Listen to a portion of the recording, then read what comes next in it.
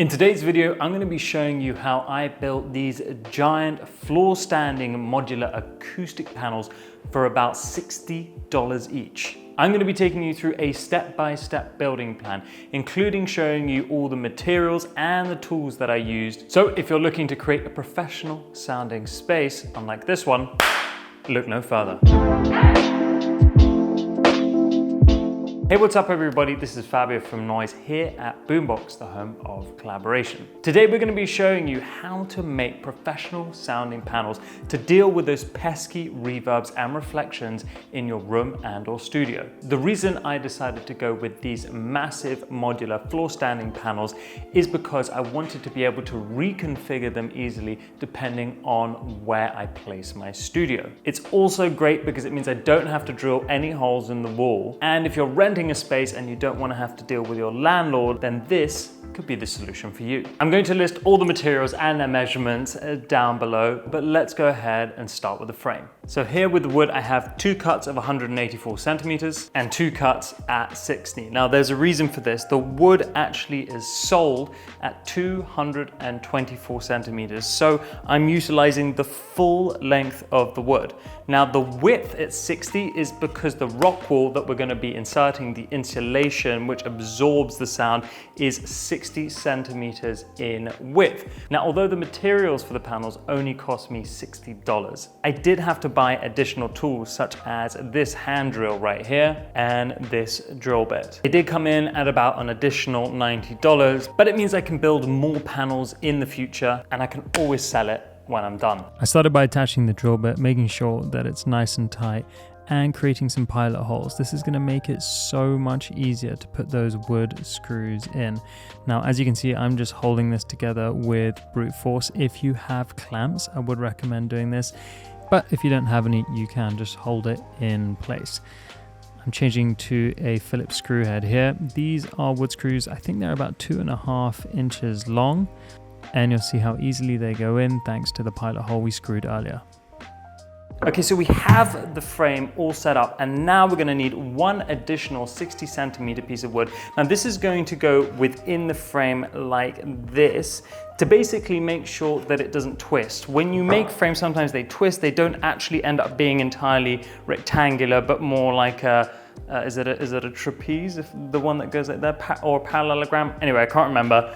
The point is, you need this to make sure that it squares off. So I'm going to stand the frame up, take a look at it, put it next to my other frame, which I know is the perfect rectangle, and make sure that this is exactly the same. Okay, so I'm not sure if you can see here, but I've lined these up, and this frame, the new one that I just built, is off to the left. So what I'm going to do is I'm going to put this structure panel in here. Now watch what happens. If I push one side down, you'll see it starts to even out like that. And I'm going to do this closer to the middle, actually make a much bigger difference, which is probably slightly below the camera angle, but you can see already the panel starting to shift in the right direction. I started by fixing the structure panel to one side, so pilot holes and screws.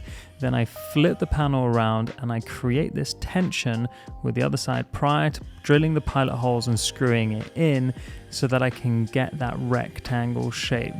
It's impossible to see from this camera angle, but I actually have marked exactly how far I should be pulling the structural panel in order to be able to make sure that this is a rectangular frame.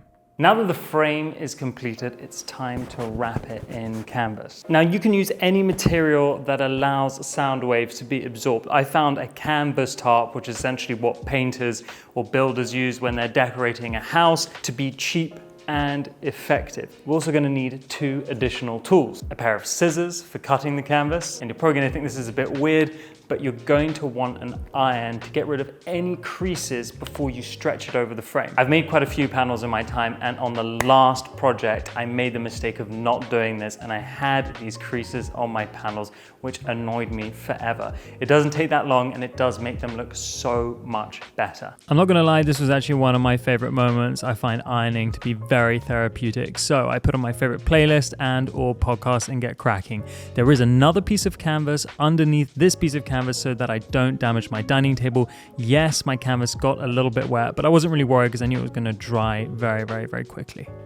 Next, you're going to need to attach the canvas to the frame. You're going to need a staple gun and some staples. This is a very cheap staple gun at $25. It's not amazing, but it does the job. So let me show you how I attach the canvas to the frame. You want to start by making sure that you have enough slack, not too little, not too much, but just enough so you can pull it over, create tension, and then start stapling. Notice how I'm creating tension with my hand every time, and then flip round to the other side, start cutting, and do exactly the same.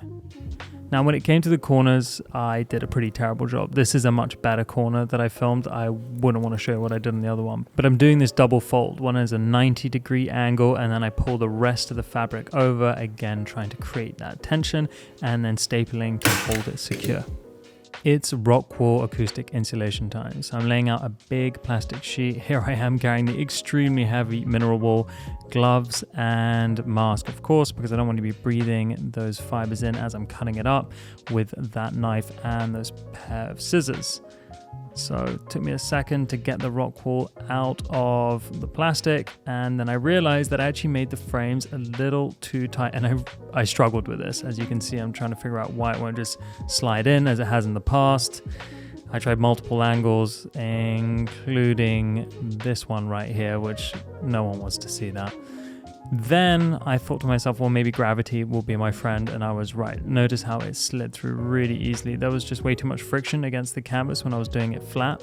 It took me a while to do the calculations for these panels, but what's great about it is that they are exactly 1.5 of these rock wool tiles, which means if you buy a bag of 6, which is what they usually come in, you should be able to build 4 panels. The inside height / length is actually shorter than 184 centimeters because you're inserting those top and bottom 1-inch 60 centimeter segments to create the width. Now, the rock wool is super easy to cut. I'm just doing it with a bread knife and then slotting it in.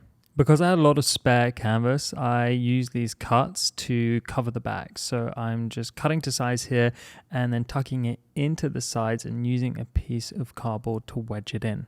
So I'm going to mount these feet onto the bottom of the stand so that they can stand. These are just 30 centimeter pieces, and they're just going to go on like this. Nothing special. I've done an extra layer of stapling at the bottom here, so when I drill through the canvas to attach these feet, we don't lose any tension on the canvas. Again, it's always a good idea to drill some pilot holes. You'll notice how bad the corners are on this end of the panels, and that's why I'm putting the feet here. So I've drilled the nails a little bit through the piece of wood, which is going to make it easier to attach it to here and just kind of find roughly where those holes are, and then I can go ahead and just drill them in just bit by bit. These are a little messy from the back. I'm going to tend to these, just trim them a little bit, make them neater. At the end of the day, it doesn't really matter what they look like from the back. It's more about what they sound like. Now, as you can see, I am in this big open living room space for now. This is just temporary until I move into a smaller space. And the reason why I haven't moved into the small space, even though it's just over there, is because they just started doing building work. So it's really loud. It's going to be difficult to record content. And this here is actually like pretty cozy and nice. I've got all this outdoor light here, which I really like, and all these plants.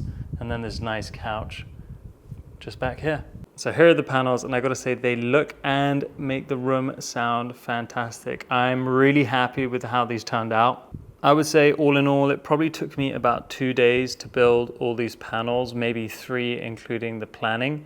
All the studio equipment is now gonna go here, but we'll save that for another video. So again, a huge thank you to Boombox, the home of collaboration, for making this YouTube channel, bringing you endless tutorials on plugins, software, hardware, studio panel builds, and much, much more. This is Fabio from Noise, and it's been a pleasure as always. Peace!